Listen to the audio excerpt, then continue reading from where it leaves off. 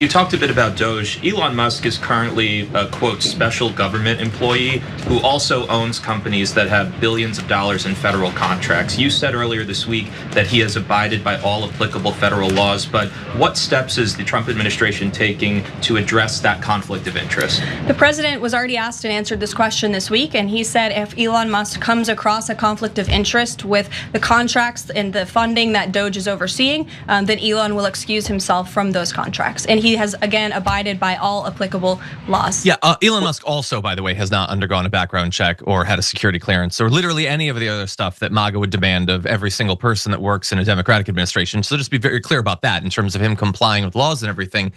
But think about that.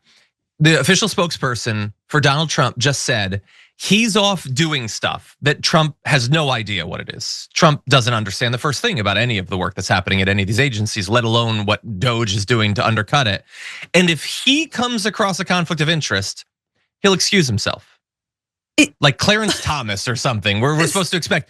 I thought this was supposed to be like a movement that was like questioning of the elites. You're saying the richest person that's ever lived is going to choose not to do corrupt stuff totally willingly, and there will be no oversight to even see if he's chosen right or chosen wrong on those. Congress isn't gonna look to see if he's taken himself out of consideration for corruption or whatever.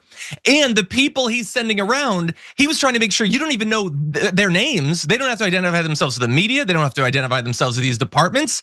And so the official position of the Trump administration is you can trust the richest man in the world to not pursue his own financial interests over your interests. And they're fine with that. And Trump isn't even going to look. He doesn't even know. And he's already said, he said Elon Musk, quote, won't do anything without our approval, which can be read two ways. The first way that we talked about, but also whatever Elon Musk is doing, if he keeps the job, that has Trump's approval. Any of this nonsense is not just Elon Musk's doing, it has Trump's pre-stamp of approval. So just bear that in mind when your grandmother no longer gets, Medicare or Social Security checks. Yeah, exactly. When people are dying, when the elderly are dying from a lack of Meals on Wheels access. I mean, it's incredible, the idea that we still hold in this country that somehow the wealthy are benevolent. Not only put aside that they're smart or deserving, but that they are benevolent and self-regulating and actually very measured because they are the biggest hoarders of wealth in the world. Like that is insane what we give. And John, we're in like just such a different moment because before everyone was being cucked by Trump and it was like God, Emperor Trump. Well, now Trump, as we've documented for years now, is really not there. He's nobody home. And now the richest man in the world with less than $300 million, which for us is like chump change if we were to do the same thing to be able to buy the US federal government and put our own lackeys and our own little engineers, our own hackers in there, let's call them what they are. I mean, and now every Republican is not only living in the fear of Donald Trump. I mean, I don't have any sympathy for them, but they're living in the fear of the richest man on earth being able to easily anoint any kind of opposition to their seat. We're gonna replace you with somebody, and I can do that so easily with the amount of money that I have. Look at how I bought the presidency. So this is, I mean, it is the natural conclusion, let's be real, of the overturning of Citizens United. It's the natural conclusion of allowing dark money to go throughout and filter throughout our political system. And my God, if Democrats don't understand that the way forward is pointing this out, is pointing, and really, not even pointing the unconstitutionality out, because guess what? People don't care about the Constitution. It's important legally to bring it up, to remember it and all this. But the fact of the matter is, he did it. He's doing it. So what are you doing? How are you protecting your constituents? How are you fighting back? And honestly, you said 4 years, John. I hear you when a lot of these senators are not up for your election, but guess what? They can also resign. We can make their lives so miserable that they resign. Yeah. That would be delightful. I would actually go for that. But yeah, this is just so many of these MAGA people, like you're not involved in the movement that you think you are. You think that you like are questioning of those who control things behind the scenes. Is it better when it's just not behind the scenes anymore? and they just literally buy an entire party? How is that good?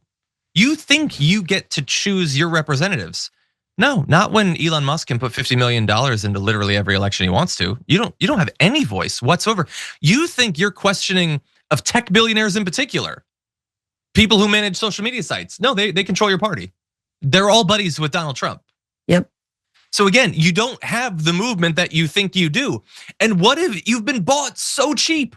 All it took was Elon Musk posted some memes. And no, I liked his memes, and he doesn't seem to like trans people. So I think he can control literally everything. And I have no voice, I have no democracy, I likely have no financial future. I really like those memes that he stole from someone else on Twitter and reposted without attribution. That seems like a good deal, a good bargain for you. Crazy Laura Loomer is about to make some sense. Watch. What is it going to mean for the future of our country, our national security, and the incoming Trump administration if we have a bunch of technocrats who are also essentially welfare queens because their companies are receiving government subsidies and they want to take over our defense industry? If you have a bunch of tech bros with billions of dollars and direct unfettered access to the vice president and the president of the United States, and then they are also, very cordial with our adversaries, as in China and Iran. We see that Elon Musk is having these meetings off the books with Iranian officials, with Chinese officials. What does that mean for us and the future of our constitutional republic? Okay, I told you she's making some good points. Looks like MAGA just found out they got taken by a bunch of globalists. The person whose name was on the ballot was Donald Trump. He won the election, and his position on H-1B visas is that he thinks it's a good program that can have some benefit. His position on illegal immigration and the crisis on that in the country generally is that it has to stop. And I don't think it is impossible for the Republican Party, led by Donald Trump, advised by Elon Musk, and supported by a bunch of other Republicans out there, it's not impossible for this group to find its way to a common ground. H-1B visa program is reformed, fraud is eliminated, we find a way to bring in the smart people, the people that help America, and then on the southern border, we find a way to close it, stop the illegal immigration crisis, stop the drug crisis, stop the crime and the criminals. We can do both at the same time, and that's what Trump and Elon are for, and the vast majority of Republicans are going to support that. And there's Scott Jennings saying that Donald Trump likes the H-1B visa that brings in high-skilled workers, which is what Elon Musk was a proponent of and Laura Loomer was opposed to. But now the question is, which one is it, MAGA? Are you for it? Are you against it? The Civil War begins. You're totally right. And think of the irony here, Rachel. They shipped all their good manufacturing jobs overseas and said, we'll teach them to code. Now it turns out, no, actually, we're going to import people to do the coding. She just summed it up really well. Learn to code, America. You're not learning to code? All right, we'll bring in cheaper labor so that we can pay them less, and they'll code. If the argument is between Ann Coulter and Elon Musk, I'm going to side with Elon because he's got a more rational argument here. Part of the problem is in American schools and colleges and universities, they're not producing a lot of engineers. They're producing a lot of women's studies majors who are anti-Semites on some campuses. So we need more engineers. So how are you going to entice the smartest engineers in the world, but for a program like this? And she just made the point that we're not creating enough engineers, which I guess she makes a good point. But we also have underfunded our education. Our schools have been underfunded. So we're not creating a lot of everything because the right and MAGA keeps wanting to take away from public schooling, keeps wanting to take away funding, keeps wanting to take away programs, keeps wanting to privatize schooling. And here we are in a world in which we don't have enough engineers to possibly work in these jobs that Elon Musk and Vivek Ramaswamy were advocating to have H-1B visas for. Now, the H-1B visa is very interesting because it's supposed to be high-skilled workers. They've got a skill. We need them. A lot of engineers come through. A lot of them go to the tech world, accounting, a lot of accountants. People are coming from places like India, other Eastern countries, Middle East, some other places. They're coming here because they qualify for these jobs. But what you find out when you look at it actually is these companies like Google and some of these other big tech companies that are hiring these people are actually underpaying them. So it's not just that they're high skilled, it's that they're willing to work for less Now, for them, it's good. It's a great opportunity. They're coming, they're making good money, probably sending some of that back home. But for American workers, they're getting screwed because they're being undercut by the guys coming in with the H-1B visas. So it's not the workers' fault, and it's not the American workers' fault, nor the H-1B visa workers' fault, but it is the fault of these multi-billion-dollar companies that are trying to cut corners and cut costs. And rather than hiring some people that are American citizens that might be qualified for these jobs and paying them the full wage that they deserve, or rather than actually putting money into the American school system and saying, these are the kinds of people that we need, so start training more and more people in the world of engineering, in the world of coding, or whatever it is that you need for the tech world. These companies are just putting a Band-Aid over it and saying, let me go find someone who's going to do it for cheap, bring them in, and we won't fund the future workforce. And that's the big problem that we run into all the time, where MAGA is saying that immigrants are taking our jobs, but the truth is that technology, that advancement is taking people's jobs, and we're not doing a good job of training our people to take those jobs. You understand? And so we end up in a situation where people are coming in, taking less pay and doing those jobs, and we're in the situation where that causes a rift within MAGA. And Laura Loomer was right about the tech bros. The tech bros basically bought the election. If you don't think Elon Musk bought the election, look at how much he put in. Look at the profits he made. He put in about like 120 million or so through his super PAC, and right away his net worth went up by tens of billions of dollars. I mean, that's a great investment. That's a very short-term investment. It's a great investment. So the tech bros, they're the ones. Peter Thiel is the one who put J.D. Vance in the position to be vice president. So if you guys don't see it, you should look around and look at who's funding what and how this is all coming into play. Elon Musk did that tweet that slowed down the passing of the budget just a couple weeks ago. So yes, they were joking that Elon Musk is the president, but really he and a bunch of others have taken over and continue to take over, and they're benefiting from all of this stuff. When you end up in this international world where there's no fair play, the more money you have, the better you do. That's why we need regulations, and that's why people like Elon Musk and Peter Thiel and other tech bros hate regulation. The image of the day, or images of the day from my point of view, is you had Donald Trump sitting there being sworn in as the next president of the United States. His, let's call it likely, top cabinet members right behind him. Yep.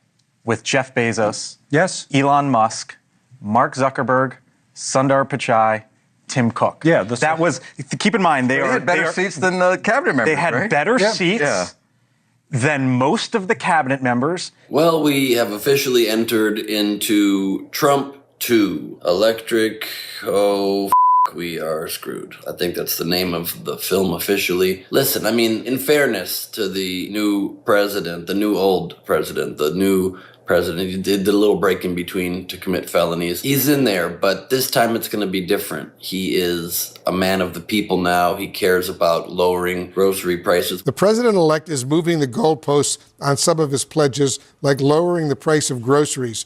It's hard to bring things down once they're up, Trump says. You know, it's very hard. What's that I'm being told? He already said he's going to have a very hard time lowering prices. Okay, sure. But at least the inauguration is going to prove that he's a man of the people. What's that? It's indoors, and the people that flew there are not able to see the inauguration. But he did reserve seats in the very front for all of the tech CEOs that run social media. Got it. Jeff Bezos, the billionaire owner of the Washington Post and Amazon and that space company, standing in front of RFK Jr. You see, an oligarchy is taking place here in America. And if you don't know what an oligarchy is, it's when a bunch of rich, oily guys, or oligarchs, gain all the power, and the government serves only to serve them and not the people. But I'm sure that won't get out of control right off the bat. I mean, yes, they were there seated ahead of the president's own cabinet, and in a very limited amount of seats. It was basically them, RFK Jr. and Carrie Underwood, who waited a very long time to start singing.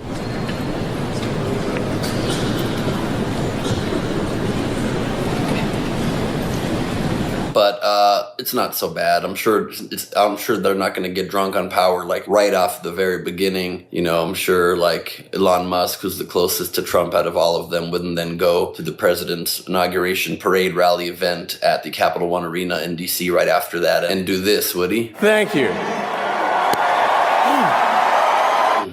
So he did. So that's what he decided. How he decided to end his speech at an arena there. Maybe he made a mistake. He didn't. I'm sure he corrected it when he then turned to the people in the back of the audience.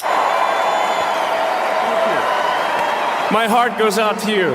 He did it twice. Okay, but here's the thing. Who cares? It's not like we.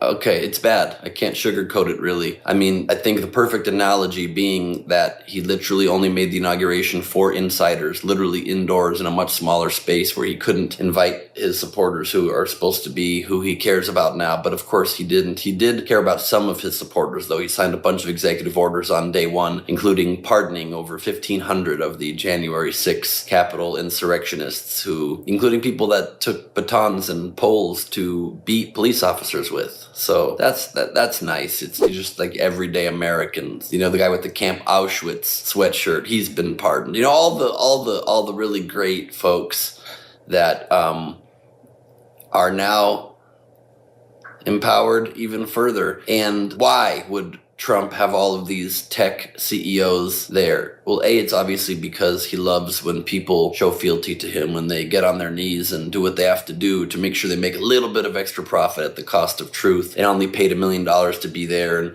Zuckerberg threw a party for him for the inauguration. He wants to be one of the cool guys. These guys were against him in his first term, and now they are just all getting in line. And it's not like they just control social media, which they do, controlling the people that were there. Control only Instagram, Facebook, WhatsApp, the Washington Post, all of Google, all of TikTok. That's right, the super bad danger to our democracy spy software that Trump said we had to shut down a few years ago. TikTok, CEO of TikTok was also there as well. Rupert Murdoch, of course, was there.